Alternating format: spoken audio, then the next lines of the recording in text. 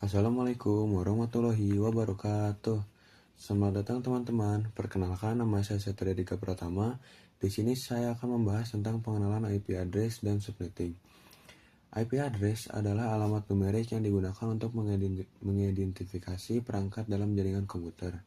Subnetting adalah teknik membagi satu jaringan IP menjadi beberapa jaringan yang lebih kecil agar penggunaan IP lebih efisien. Nah, di sini fungsi subnetting yaitu yang pertama menghemat IP address, yang kedua mempermudah manajemen jaringan, yang ketiga mengurangi trafik jaringan, yang keempat meningkatkan keamanan. Dan di sini ada contoh IP address yaitu 192.168.1.1. Dan IP address sendiri terbagi menjadi dua jenis yaitu IP classful dan IP classless. Yang pertama ada IP classful.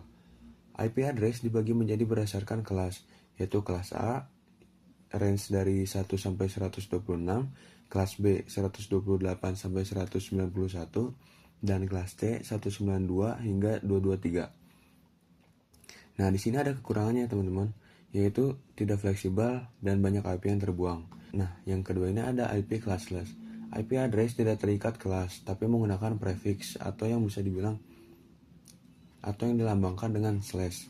Nah, contohnya 192.168.1.0 dengan prefix 24 dan memiliki kelebihan lebih fleksibel dan efisien. Nah, kita masuk ke VLSM. VLSM atau Variable Length Subnet Mask adalah teknik subnetting dengan subnet mask yang berbeda-beda dalam satu jaringan, yang bertujuan menyesuaikan kebutuhan host dan menghemat IP address. Nah, konsep VLSM sendiri adalah membagi jaringan berdasarkan kebutuhan host terbesar terlebih dahulu. Nah, di sini ada langkah umumnya. Yang pertama, menentukan jumlah host. Yang kedua, urutkan dari host terbesar. Yang ketiga, tentukan prefix. Yang keempat, tentukan network, broadcast, dan range. Nah, selanjutnya ada konsep blok subnet, yaitu blok subnet adalah loncatan IP dalam satu subnet. Di sini ada rumusnya, rumus blok subnet, yaitu 256 dikurangi nilai subnet mask. Contohnya, subnet mask 255.255.255.128. Blok sama dengan 256 dikurangi 128 sama dengan 128. Artinya IP meloncat dari 0 ke 128 ke 256. Nah, di sini ada perhitungan VLSM dasar. Rumus pentingnya yaitu jumlah IP sama dengan 2 akar kurung 32 dikurangi prefix. Jumlah host sama dengan jumlah IP dikurang 2. Contohnya, misalkan di sini ada prefix 26 dan jumlah IP-nya sama dengan 2 akar 6 sama dengan 64. Jadi jumlah host sama dengan 62. Kenapa bisa 62? Karena di sini sudah tertera jumlah host sama dengan jumlah IP dikurangi 2. Jadi kan tadi IP-nya sudah ada 64 ya. Dan di sini ketentuan untuk menjumlahkan host yaitu 64 dikurangi 2. Jadi di sini jumlah hostnya yaitu 62. Selanjutnya masuk ke VLSM network. Nah, di sini ada contoh soalnya, yaitu IP sama dengan 192.168.10.100 dan prefixnya 25. Langkah pertama, tentukan jumlah IP, misalkan prefix 25. Sisa bit host sama dengan 7. 2 akar 7 sama dengan 128 IP. Host yang bisa digunakan yaitu 128 dikurang 2 sama dengan 126 host. Sesuai dengan ketentuan yang di atas tadi ya, misalkan hostnya tuh misalkan IP-nya tuh kan 128 ya, dan cara menghitung host tuh jumlah IP dikurang 2. Nah, jadi di sini hostnya ada 126. Nah, langkah keduanya, tentukan subnet mask, yaitu dengan prefix 25 sama dengan 255.255.255.128. Nah, langkah ketiganya yaitu menentukan blok subnet, yaitu 256 dikurang 128 sama dengan 128. Artinya, network IP yang hanya bisa digunakan yaitu 192.168.10.0 dan 192.168.10.128. Karena IP 100 masuk ke range 0 sampai 127, maka IP network sama dengan 192.168.10.0. Nah, sekarang masuk ke perhitungan VLSM, host, dan broadcast. Jadi IP network misalkan ya, ada 192.168.10.0, dan di sini IP broadcastnya network plus block min 1. 0 ditambah 128, 0 ditambah 128 dikurang 1 sama dengan 127. Nah, di sini jadinya 192.168.10.127. Nah, IP host range-nya yaitu IP pertama sama dengan network plus 1, dan IP terakhirnya broadcast dikurang 1. Nah, jadi IP yang bisa digunakan yaitu 192.168.10.1 sampai ke 192.168.0 192.168.10.126. Nah, di sini masuk ke konsep subnet mask. Subnet mask digunakan untuk memisahkan bagian network dan host.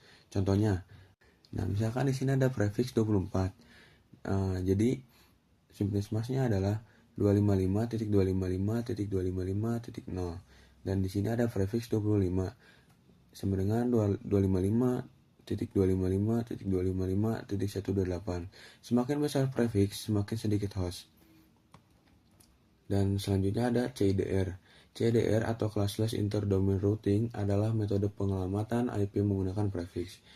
Di sini ada contohnya. 10.0.0.0 prefix 16 dan 192.168.1.0 dan prefixnya 24. CIDR digunakan sebagai routing dan subnetting modern. Dan di sini ada perhitungan CIDR. Contohnya, misalkan di sini ada IP 192.168.10.100 prefix 25 dan subnet masknya adalah 255.255.255.128. Nah, di sini ada jumlah IP-nya kan ada 126 ya dengan prefix 25. Nah, jadi networknya adalah 192.168.10.0 dan broadcastnya 192.168.10.127. Dan range-nya di sini kita dapatkan yaitu yang seperti udah di awal ya, networknya kan ditambah 1 dan broadcastnya itu akhirnya dikurang 1. Jadi range-nya itu dari 192.168.10.1 sampai ke 192.168.10.126. Nah, di sini kita akan lanjut ke cara penghitungan IP. Nah, di sini ada tabel ya, di sini ada prefix. Nah, prefix itu dari 24 sampai ke 32 dan jumlah IP-nya itu berkurang seiring menambahnya prefix. Misalkan di sini prefixnya 24, jadi IP-nya itu ada 256 dan prefix 25, IP-nya ada 128 dan seterusnya. Nah, cara menghitung IP address yaitu dengan cara tentukan prefix. Nah, di sini sudah ada IP-nya ya, contohnya. Dan di sini prefixnya adalah 25, artinya 25 bit network dan sisanya 7 bit host. Langkah yang kedua yaitu hitung jumlah IP. Rumusnya yaitu 2 akar kurung 32 dikurangi prefix. Nah, jadi si prefixnya diganti 25 ya, karena tadi di atas ada prefix 25. Nah, jadi hasilnya itu 2 akar 7, yang berarti 128 yang bisa dipakai. Jadi yang bisa dipakai host yaitu 128 dikurang 2 sama dengan 126 host. Nah, langkah yang ketiga yaitu menentukan subnet mask.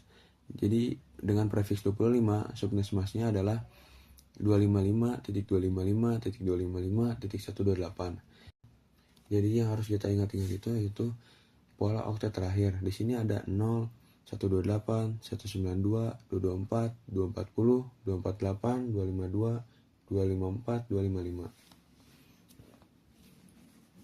Nah, langkah keempat yaitu hitung blok subnet. Rumus yang wajib dihafal yaitu blok sama dengan 256 dikurangi nilai subnet mask. Nah, tadi itu subnet masknya udah kelihatannya ada 128. Jadi di sini kan karena bloknya 256 jadi dikurangi dengan subnet mask yaitu 128 sama dengan 128, yang artinya IP meloncat per 128. Nah, langkah yang kelima yaitu cari IP network.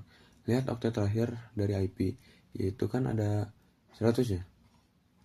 Nah, dengan range subnetnya itu prefix 25, jadi 0 sampai 127 dan 128 sampai 255. Karena 100 masuk ke 0 sampai 207, maka IP networknya itu 192.168.10.0. Nah, yang keenam, cari IP broadcast. Rumusnya itu network plus block min 1, 0 plus 128 dikurang 1. Nah, dari mana kita bisa dapatkan 128 ini? Yaitu dari yang kita sudah hitung tadi ya, blok subnetnya ada 128. Nah, jadi kita tulis di sini, lalu dikurang 1 karena syarat mencari IP broadcast itu yaitu dikurang 1 ya. Nah, jadi hasilnya itu 127. Nah, jadi IP broadcastnya itu 192.168.10.127. Nah, di sini kita tinggal cari range hostnya. Jadi IP pertama yaitu network plus 1, dan sedangkan IP terakhir yaitu broadcast dikurang 1. Jadi hasil akhirnya yaitu IP pertama adalah 192.168.10.1 dan IP terakhirnya yaitu 192.168.10.126. Nah, setelah itu saya akan mencoba mengimplementasikannya di Cisco Packet Tracer. Dan di sini saya sudah membuat jaringannya ya, yaitu ada 2 perangkat and device dan masing-masing mempunyai 1 router. Dari sini saya diibaratkan ini gedung 1 dan ini gedung yang 2. Nah, setelah itu di tengah-tengahnya di sini sebagai penghubung antara switch 1 dengan switch yang kedua yaitu ada router. Nah, yang pertama-tama dilakukan yaitu menyeting IP address-nya. Di sini saya sudah menyeting IP address-nya 192.168.1.2 dan default gateway-nya yaitu 192.168.1.1. Nah, default gateway itu yang menjadi gerbang di routernya. Jadi misalkan dari PC 0 mengirim surat, diantarkan ke switch, lalu ke router, lalu ke switch lagi, ataupun dari PC ke switch lalu ke PC lagi. Nah, di PC yang kedua ini saya sudah setting juga IP-nya 192.168.1.3 dan default gateway-nya 192.168.1.1. Nah, lalu cara setting routernya yaitu di sini kalian pergi ke fast internet 0/0, lalu si port statusnya di-on-kan, lalu di sini bisa diisi dengan yang sudah disesuaikan tadi di PC 0 yaitu 192.168.1.1 dan di fast internet 1/0 atau di gedung satunya yaitu 192.168.10.4. dan di sini di gedung satunya yaitu PC-nya menggunakan IP address 192.168.10.1 dan default gateway-nya yang sudah kita tadi setting di routernya yaitu 192.168.10.4. Nah, lalu di sini saya akan coba mengetes apakah perangkat ini bisa saling berkomunikasi ataupun mengirim pesan. Nah, di sini dengan cara mengirim email, yaitu klik di sini untuk memilih, lalu pilih perangkat yang mau saling berkomunikasi. Di sini saya akan memberi contoh perangkat PC 0 dengan PC yang kedua. Nah, di sini sudah successful. Jika teman-teman ingin mengecek dengan cara lain, yaitu tinggal tekan PC-nya, lalu ke command prompt, lalu di sini ketik ring, lalu IP address-nya 192.168.10.1, lalu enter. Nah, di sini sudah ada balasannya dari IP 192.168.10.1 atau di yang PC kedua. Di sini sudah ada statusnya paket send 4, receive 4 dan loss-nya 0, yang artinya loss ini itu tidak ada paket yang hilang. Nah, cukup sekian dari saya Tedika Pertama. Mohon maaf jika ada salah kata. Wassalamualaikum warahmatullahi wabarakatuh.